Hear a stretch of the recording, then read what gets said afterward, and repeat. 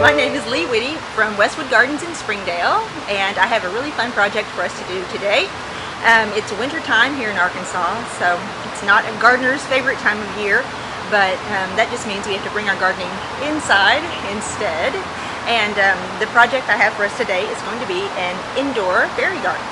And we're going to be making this fairy garden in a broken pot.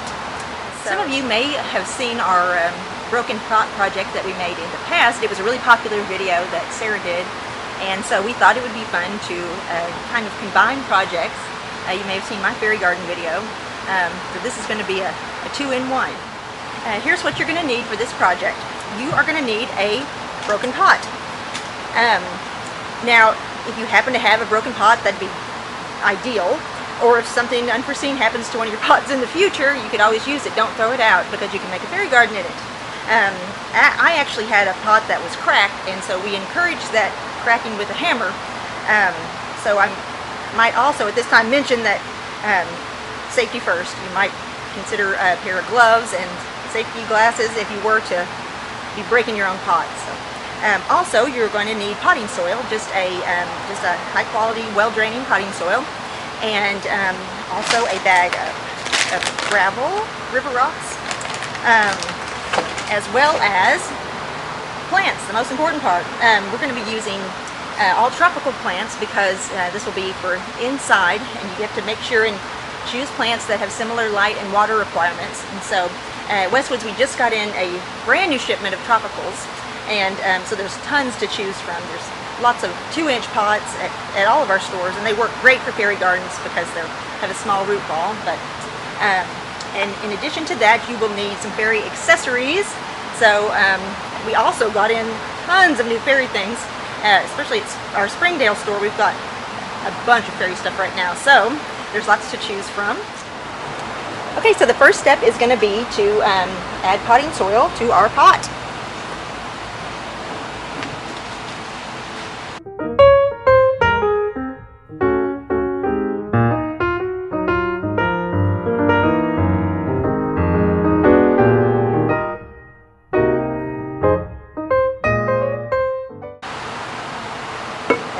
Start positioning bigger pieces.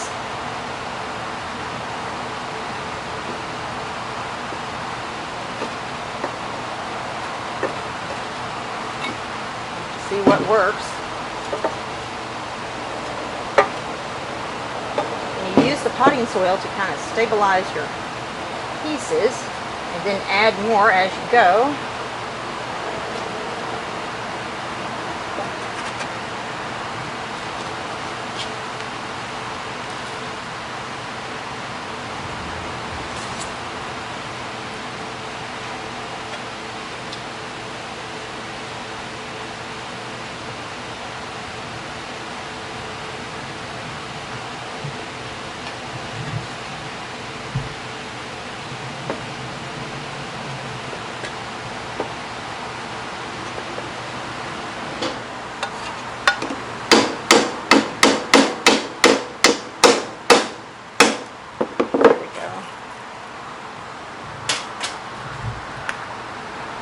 Pointy end on there was not letting it stand upright, so that's much better. Okay, good.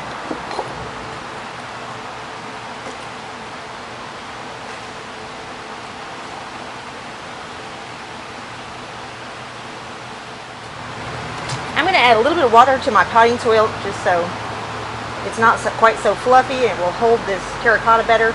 And then when we get plants in, it will be a whole different ball game.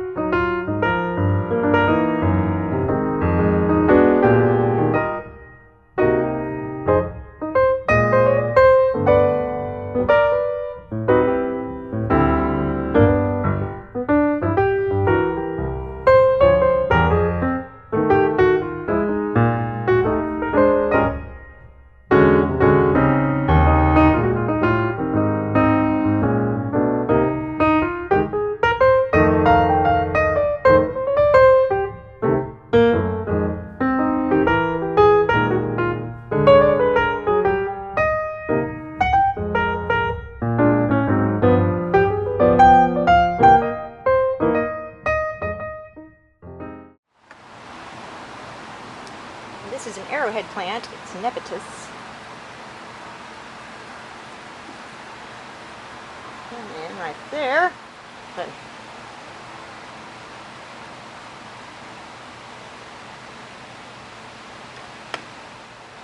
and lots of our fairy accessories have picks on them so they stick in the soil and they stay in place well. These are Selaginella ferns. They're actually more closely related to a moss, but they also serve as good fairy grass. Fill in holes.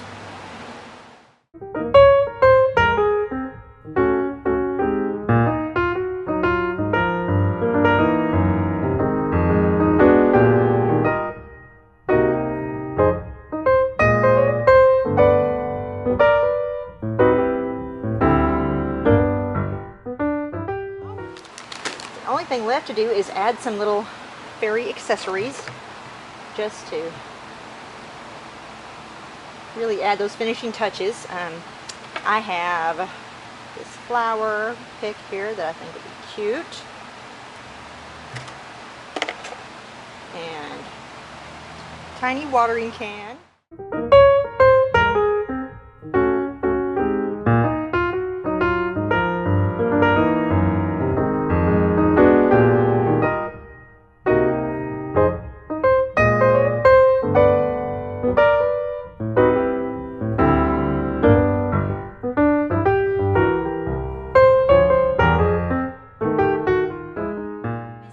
Talk a little bit about care, since we've got our fairy garden made. The only care involved really will be watering it. Since it's winter time, we do run the heaters inside our houses and it's pretty hot and dry, so we'll have to water a little bit more often. These are all, of course, house plants, so they'll be happy to be inside, but they would like to be near a window. Bright indirect light would be great, ideally, and medium indirect light would work too, though. So just water carefully and don't let it dry out. Also, if any of your plants get too big, like I've used a larger plant for this fern here, if it gets too big, it's always fine to just trim some of it off. Okay, so I think that's about it. If you haven't already, be sure to subscribe to our YouTube channel so you can get updates and see our new videos when we post them. And again, I'm Lee with Westwood Gardens, and have fun making your fairy garden.